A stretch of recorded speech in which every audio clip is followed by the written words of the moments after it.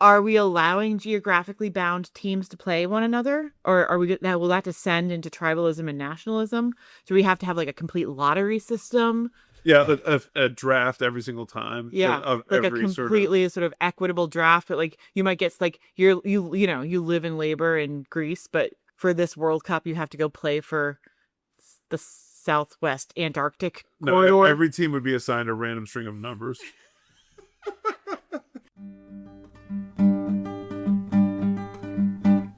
You tear down the house, then you put up the rent. You pocket the cash, and you crush all dissent. Hello, and welcome to the Red Diaper Pill, episode 47. We are recording on Monday, July 13th, 2026. This is a podcast about art, culture, history, politics, technology, and parenting from a left perspective. And my name is Simone. And I'm John Paul. How is your dental surgery? Awful. My jaw hurts from keeping it open. Womp womp. I last 35 seconds before they're like, yep, you're going to need the little bite thing.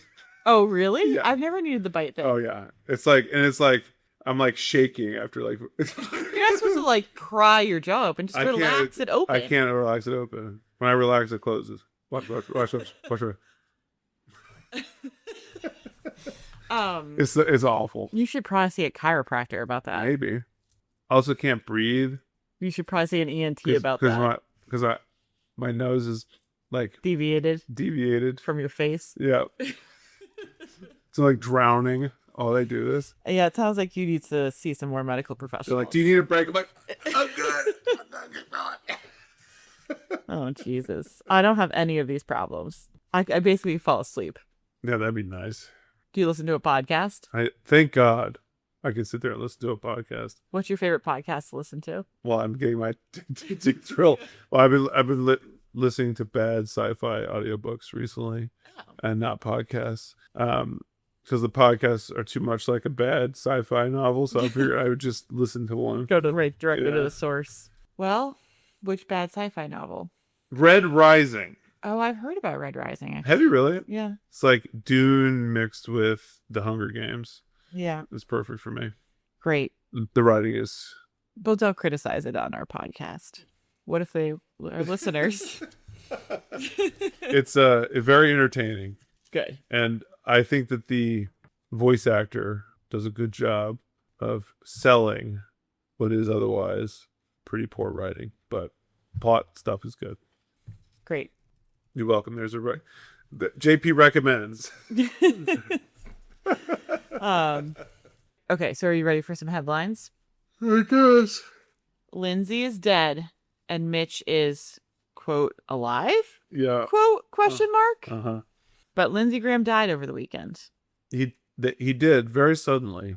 Aortic tear. Yeah. He'd become relevant again. What's he relevant for? He was a big Iran war booster and had become one of Trump's closest confidants because there were not a lot of neocons in the administration. So he went looking for people. And he found Lindsey. And Lindsey was all over the news networks. He was actually supposed to go on, I think, Meet the Press that on Sunday, because he had just come back from Ukraine. So my first thought was that he was someone poisoned him. Yeah, well, there is supposed to be like, did the Russians get him? Yeah. And according to the things he'd said about the Russians, I wouldn't blame him. Well, he's dead, and now his sister will be the senator. Wait, oh, sorry, what?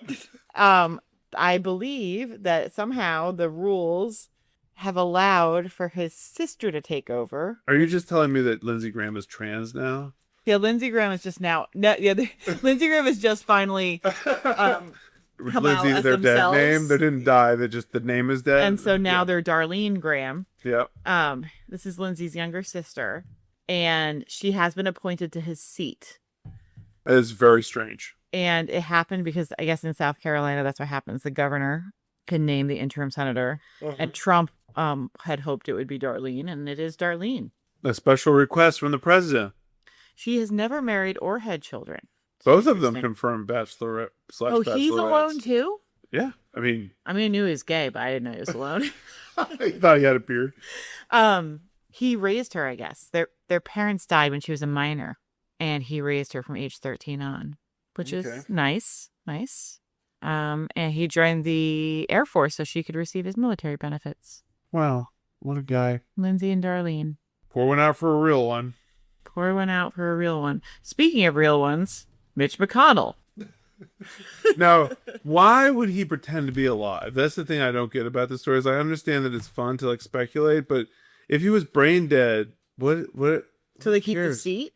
Do you think they would lose the seat? I don't know. All I know is that funniest tweet I heard on that one was that Mitch McConnell is 100% cake. Cake? You know, like, is it cake? And you have the different versions. Oh, because of the picture? The picture, look at the picture, it's very cakey. Yeah, it is a little cakey. I mean, it's because he's so heavily made up. I think it's really him, but they just like, he's like gray and veiny and half dead, and they just put like an enormous amount of makeup on him and sort of like pushed him up.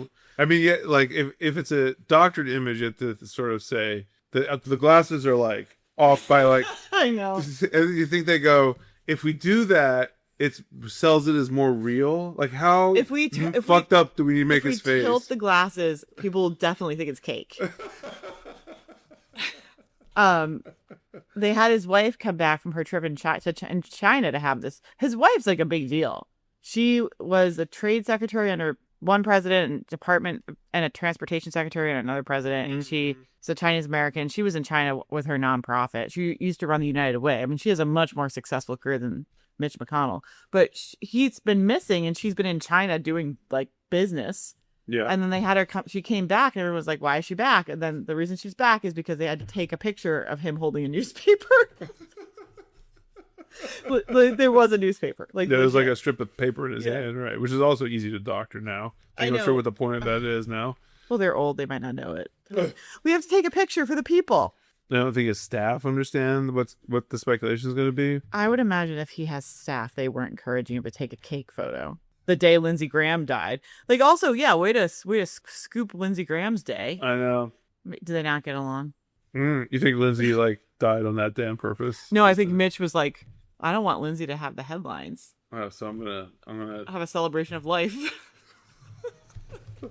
Live longer than that, asshole. He's like of a different generation. He's so much older than him. Is he? He's like 20 years old. Lindsey Graham was only 71. I think Mitch McConnell is like in his 90s? Late 80s, I think. Oh, Jesus Christ. How old? I think he's 88. Oh, 84. So the difference of 13 years. Okay. Trump was in Turkey last week. NATO Summit? Yes, from Foreign Policy. NATO's Ankara Summit only kicks the can down the road. Ankara was one of the crossword puzzle clues you did not get. Oh, really? This morning. Damn it. This is the lead. The 2026 NATO Summit is now history, though it wasn't exactly historic. Instead of a rekindling of the transatlantic solidarity or a Trumpian death knell for the alliance, what transpired was a deliberate and mostly successful effort to ignore the obvious tensions, avoid big headlines, and kick the can down the road. But nobody should be under any illusions. The alliance is a sick puppy. That's foreign policy. That's foreign policy? Interesting. I understand that he went into it ranting and raving and pissed at everybody because the Iran stuff's back. He was talking about Greenland. He was mad that no one else was helping with the war effort. He said he wouldn't trade with Spain anymore. And then he left, very happy with how it went. So we just concluded a very successful NATO summit. I just want to say there was tremendous love in that room. The press got to see the sitting, but they didn't get to see the speaking. And I actually said, it's too bad the press couldn't see this because it was very smart people, and they have a lot of good in their heart, not evil, good. So, right. It seems, and then this is, CNN has a piece on that part. He said he walked in, it was a dark mood. He was bombastic, ranting and raving. But behind the scenes, Trump was less bombastic than in front of the cameras. And it ended up a, quote, masterclass on how to manage a mercurial president and minimize the damage. So I guess CNN's take is that, like, all the world leaders were grown-ups, and they handled the toddler. Yeah, by not giving it too much attention. Great. Well, that's good. Spain's like, oh, no, you won't trade with us. Oh, that's sad. Well, the We're funny in thing the about EU. the thing about that is they don't trade with Spain. They trade with the EU. Yeah.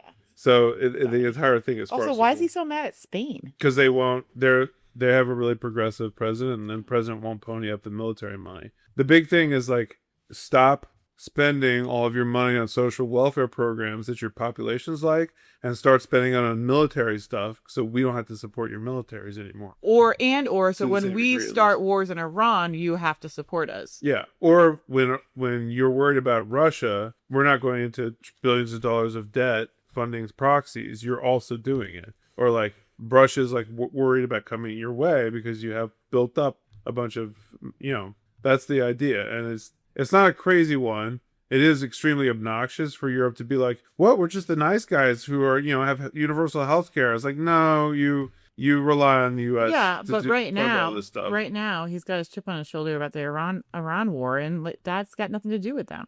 I think that Europe also wants there to be flowing oil out of Iran and a weakened Iran. It may not care about a strengthened Israel as much as the United States does. But if you want flowing oil, I would consider not going to war with the ones who control whether or not the Strait of Hormuz is open. do you think they're hiring the Trump administration? Because I think that's some common sense they needed.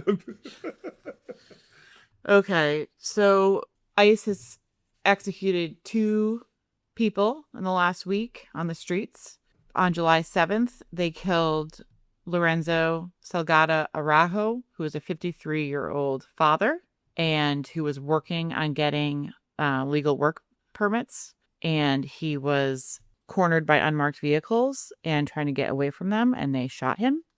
And then they pulled him out of the vehicle and handcuffed him, even though he was bleeding to death. Oh my God. And they did not let people near him. This was in front of his brother and his work crew. Unarmed, I'm assuming. So they just shot him because he was trying to get away from them? Yep.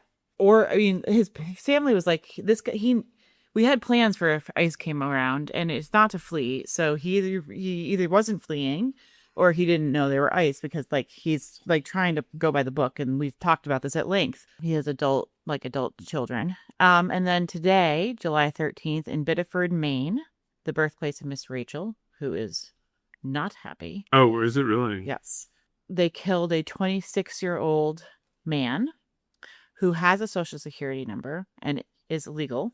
He was driving his Kia with, I don't know if his wife and child were in the car with him or it was near their house, but his wife and child were present. He was also shot at while he was moving his vehicle away from them. They had 4 or 5 bullet holes in the front and the side. You can see in the video, the guy is like trying to get into the car as he's like slowly trying to turn his Kia around. It witnesses the scenes that he was shot in the head. They also pulled him from the car. And apparently some of his last words included, "I was trying to stop." And his 3-year-old daughter was there wearing her bluey pajamas. He was 26. Unbelievable. So I do know that in Maine, there was pretty fast response. Susan Collins has an office in Biddeford. People are on the streets very quickly, but these are 2 executions of like longtime community members, and like not that it matters, but these are community members. They're fathers. They're trying to go to work. Yeah.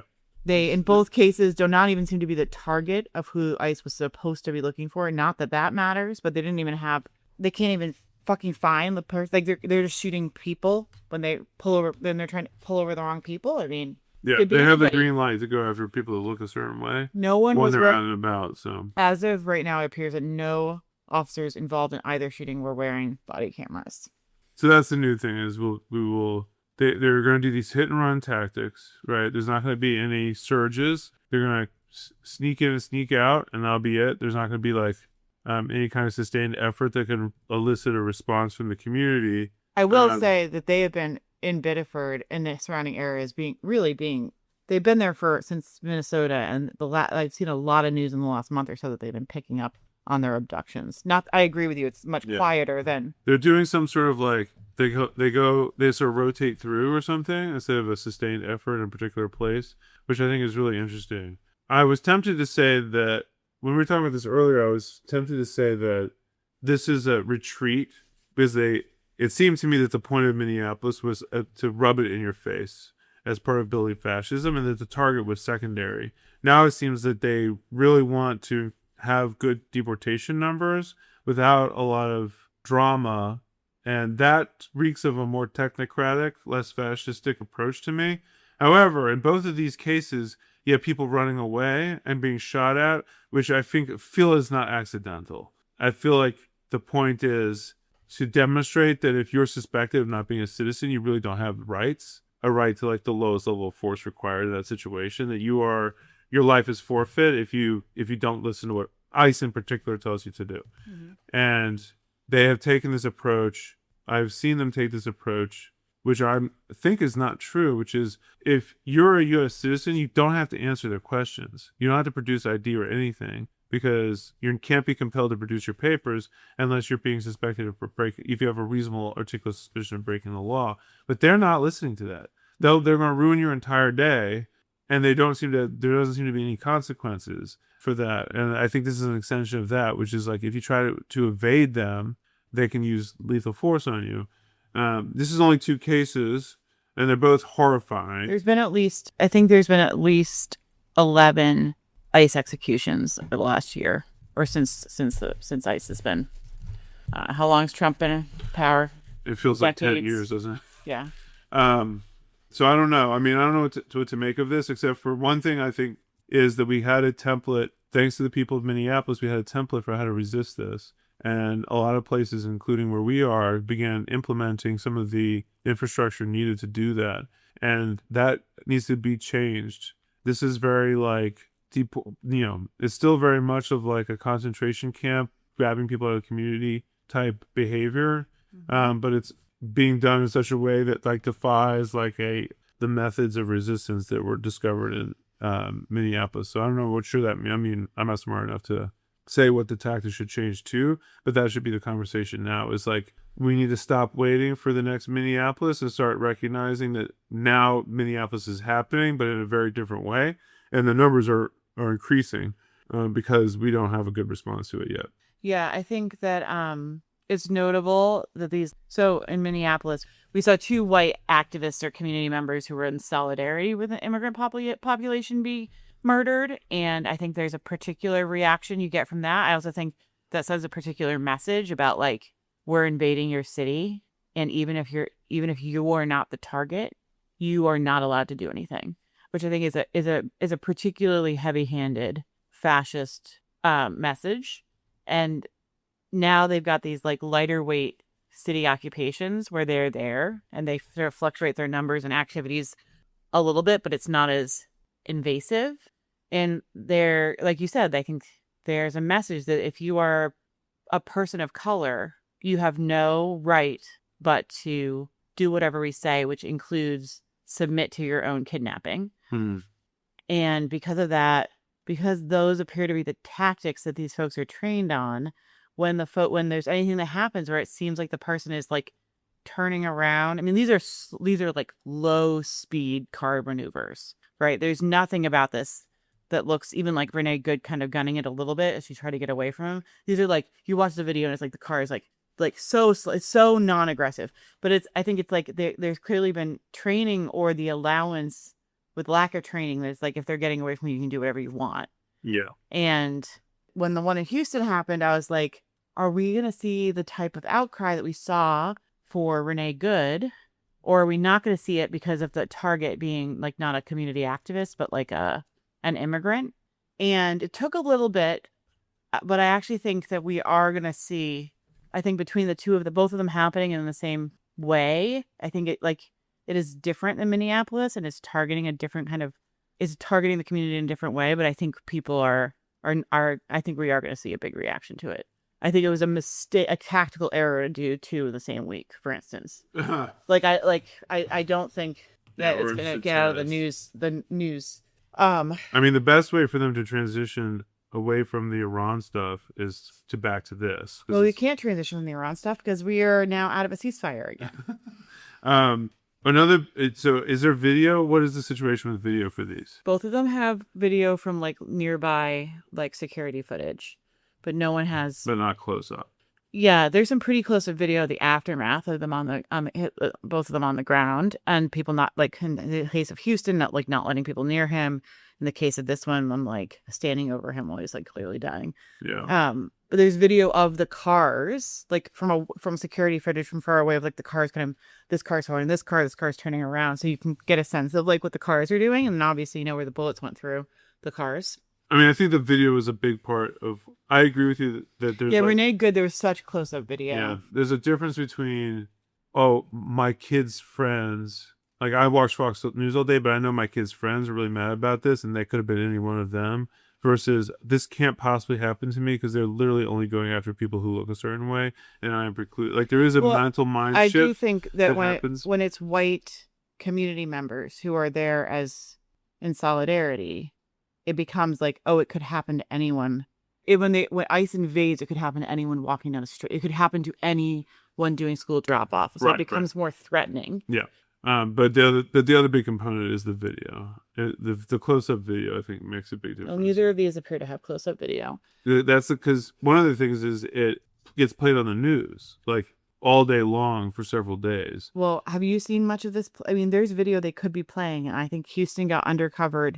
Was not covered as well until like the activist circuit picked it up, like the big coalitions, the big lawyer organizations, like it got pushed. I'm getting a ton on the Maine content, but that's because my Instagram is biased Maine. You should have stopped looking at all those Plattner pictures. It's ridiculous. There's only one way she could be interested in Plattner. She has to live here. I think that there's an expectation that like laboring men of color are more likely to have violence enacted on their bodies by police forces. And we are all a bit immune to that. But I do think that when you have like these communities who feel like people's like just regular guys who are trying to go to work are just getting gunned down for nothing. Yeah, I mean, it's hard to say at this point, but what the fuck? I mean, no one. This is what the fuck. What the fuck? Like, you know, all this bullshit about these dangerous criminals, and they're going after people who are working for a living. I mean, what is like? They have no idea who they're really pulling over, and they will treat them like shit. And you know, it doesn't matter. Even if you've got the right guy and he's, you know, here illegally, you don't get to kill them and you don't get to kidnap them. No, that's what this is, a gift. It's a gift to a bunch of fucking dickheads who want to live in Call of Duty, and this is the gift. And that, my guess is that the more they do this stuff and get away with it a little bit, the more they'll do more of it. And I even think that's like, you start to get a culture of like, I'm so sick of these people not doing what I say, and it becomes this thing that builds until you just have convinced yourself that you're allowed to open fire all the time. And of course, none of them are getting in trouble. So even if there's backlash, I guess there'll be backlash and their discipline will return if there's like a big outcry. But none of them are going to be individually held accountable for any of this. Also, the other part of this is sick is they won't let people near them. So this guy in Houston bled to death while they're waiting, and no one can come get close and see what happened. They won't let the local police get in. I know the family had a hard time reclaiming the body because they took away all of his identifying information away from him. So he was booked in as a John Doe in the morgue. Oh my God. Yeah, that's obviously like a protocol, which is to like dehumanizing. It's dehumanizing and get rid of all the evidence. Yeah, but it's a clear like cover up behavior. It's like, we know how to go about this to make sure that no one can be prosecuted. We're gonna get the shooters out of state lines immediately. We're gonna destroy the crime scene so that nothing really can be done with it. Yeah, there's missing footage in that one. The Inspector General's office is having a hard time getting access to evidence and testimony. The president of Mexico, Sheinbaum, said that they are filing criminal complaints in the U.S. demanding accountability for what she sees as 17 Mexican citizens who have died in ICE custody or ICE enforcement operations. So that's a relatively big deal. They also said they're going to file meaningful from her because she's been really dancing a thin line with him. They also are going to file civil suits against the Geo Group and Core Civic, which are the private prisons. Oh, is that the guy that Taylor Swift had at her wedding? Oh, I slightly follow that the people were mad about some of her guests, but I didn't. Insane, Tay-Tay. I mean, why even? I guess if you feel like you're friends with them for whatever reason, you're not going to allow the political optics to. But like, why would you be friends with the head of the Geo Group? Well, you know, you have rich people that know rich people that know rich people. And no, that's not a friend. What do you think, she's friends with riffraff like us? Who do you think your friends are? I mean, think of the worst person we had at our wedding. I don't think you should talk about my brother that way. Well, if that's the worst we could do. I mean, seriously, like, we had some standards. I mean, we let him come. You let him be the best man. But if he was like making billions of dollars off the backs of like concentration camps, you would probably say, like, don't come. I wouldn't, of course, but well, I mean, Taylor Swift can still make a decision about who's invited to her wedding. yeah, it's not the CEO of Geo Group. That was just total lies from John Paul. The wedding guest who drew ICE-related backlash was Stephen Demetro, executive chair of Amentum's board and former CEO of Jacobs Solutions. Amentum is a government contractor. His company operates a major ICE detention facility. Can you imagine being like that rich and important and thinking you have to pad your wedding guest list with like these guys? I remember being like, shit, we've only come up with like 42 people. Do we have any more friends? And like padding a little bit. We dug deep. But we didn't. I don't have any friends, so there's a lot of big burden on you. We didn't do any big capitalists. We didn't even do that many little capitalists. Just, And they were all hoping for an invite too. Demetro is the adopted father of Reggie King, described as one of Travis Kelce's longtime childhood friends. King is Demetro's adopted son, and Demetro's biological son is Ohio Republican Representative Steve Demetro Jr. And Reggie King brought his entire family to the wedding. I see. So this is a Travis Kelce problem. Could have guessed that. Surprise. I know that we have been best friends since childhood, but your dad does the private prison / concentration camp thing. So he's just your adopted dad. Can't you leave him home? I mean, who invites their friends' parents to their wedding anyway? Well, I guess the last thing for the horrible headlines is that the ceasefire seems very over. In fact, completely collapsed. I guess we've struck Iran for 3 nights in a row now. Yeah, and they shot a bunch of ships in the facilities in the Gulf in retaliation. Iran's had a bunch of facilities. Yeah.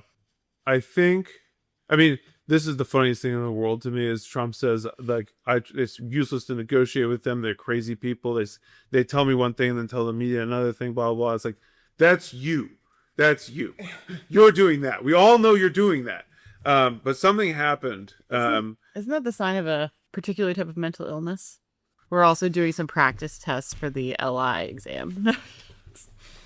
Can I read you a Trump tweet? Yeah.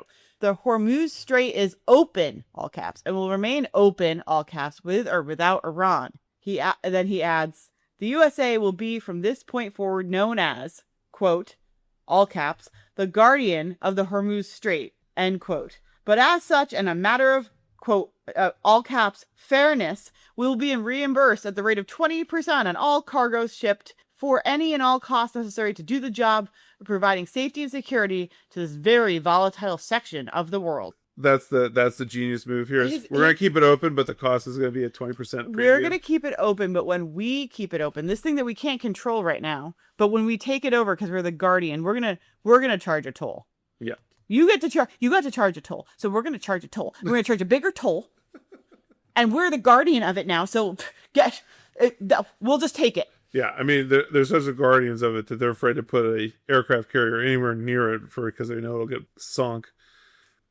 He went from this reconciliatory tone of how much he likes them, of how reasonable they are, and something happened where he did this thing where he did this with I'll never forget that he did this with Nancy Pelosi in the first administration, where I like her, she's smart, she's reasonable, we're good friends, and then he sat down and said, here's the things I want, and she was like, this is just a list of things, there's no compromise here, it's just you want everything that you always wanted, I'm not going to do that. And then she's the worst person you've ever, she's a this and she's a that.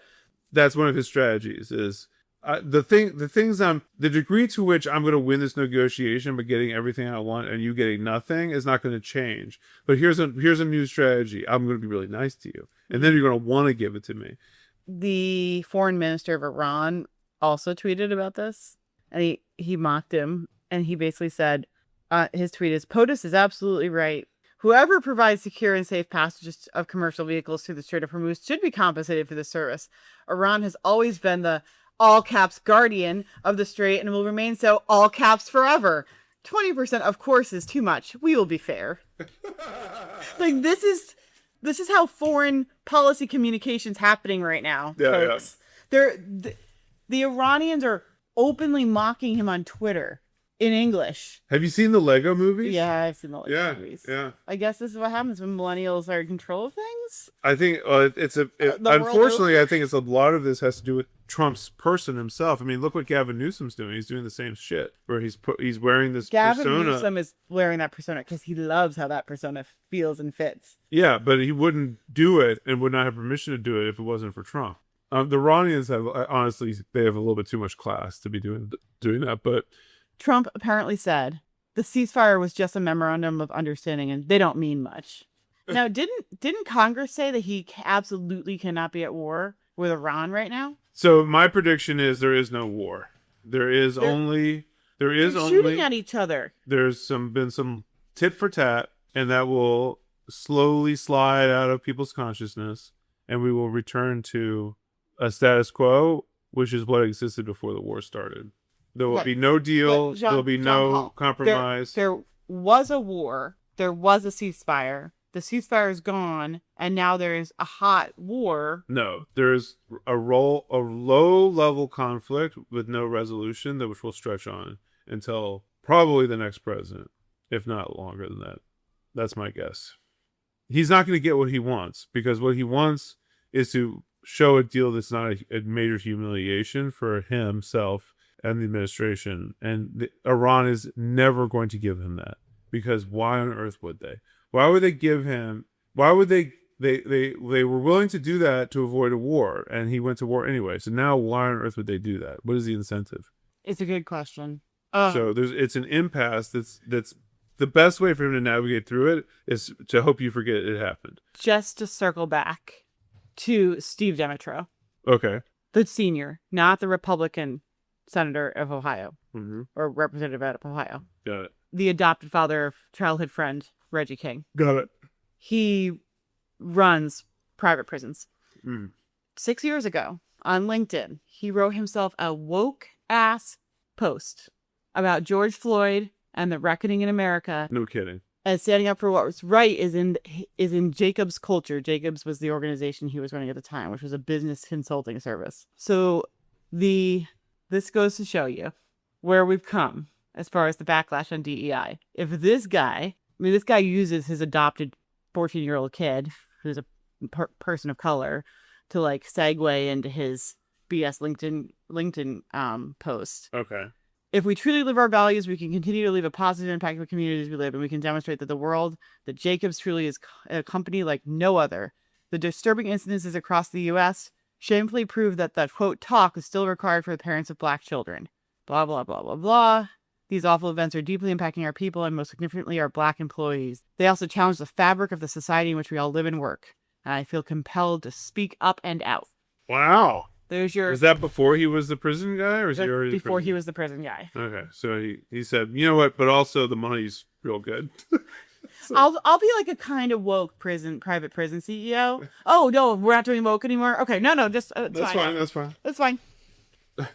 Whatever gets me my money today. What a courageous man. Mm-hmm. And to think he was getting flack for going to Taylor Swift's wedding. I bet he gave a good toast. I look, as someone who's very familiar with the topic, this wedding feels like a prison. I think they're very much in love or something. I don't know why celebrities have to date others and marry other celebrities. I feel like that's adding a level of complexity to your life that you don't need to add. I like the celebrities that date and marry normal people. That feels like that is very refreshing. I understand why you would want to date a celebrity. Because, why? It just adds to the whole... Well, because you don't want this dynamic of like, both people have equally important careers. So that's one thing, right? If you marry a mailman, they're going to quit their job and sit around. Yeah, but celebrities are not created equal. I mean, look at Taylor Swift and Travis Kelce. Yeah, but Travis Kelce has a calling. He's not going to lounge around the house. He's going to be, maintain. He's a top level athlete. He's going to continue to be a top. Yeah, but if he was like if he was like a B level actor, he'd probably start lounging around the house. They're not equal. Celebrities aren't equal. Well, you're saying you gotta pick an equal. You pick someone who has their thing, so that your whole life doesn't become their thing. I think that's one instinct, right? Is they have their thing, I have my thing. So we both have things that are important to us, and we can meet on that. Sometimes the thing is like gardening and reading books, though. Yeah. That'd be a fine thing. I'm not saying it's impossible for that to work. I'm just saying I understand why people are skeptical that they can tolerate being like an extremely high in demand celebrity and then coming home to someone whose passion is doing the garden. And particularly in a situation where you can pay like 1,000 people to do your gardening for you. Well, not if you love gardening. Yeah. Another thing I think is like someone who understands what the level of like scrutiny and like public, like you don't want to grab someone who's not used to that and force that on them. They're already in it, and also they can relate to your experience of like having to deal with like media scrutiny and being a public figure. So people want to be with people who understand what their life is like. But I agree with you. The people who like didn't Julia Roberts marry a relatively normal person? I don't know. The what I'm thinking of is Pierce Brosnan. Oh yeah, love that one. Yeah, that one I like a lot. Or Beyonce. I don't like how people treat that one because people act like he's in control of her career and that being married was like a big part of that. It's like she's a bigger star than him, I think. Yeah, Julia Roberts married a cinematographer. Yeah, didn't he die? The cinematographer. It's getting sad. Let's Did he really? I think so. No, he's not dead. He's not dead. That's Mitch McConnell. My favorite one was you remember Santos, the like lying congressman who they kicked out because he just made up his entire resume. Yeah. He married a normal guy. No. That there's the caption is Mitch McConnell shows up on the floor of the Senate to disprove the rumors, and it's a picture of Santos with his hair white. Onto the artifact.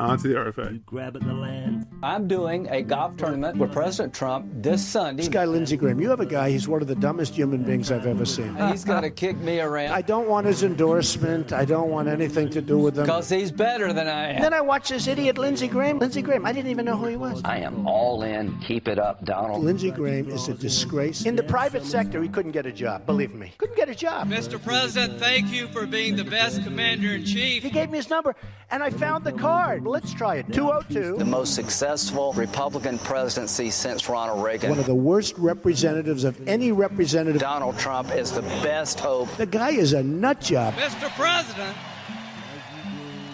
you're going to kick their ass in November. I don't think he could run for dog catcher in this state and win again. I really don't.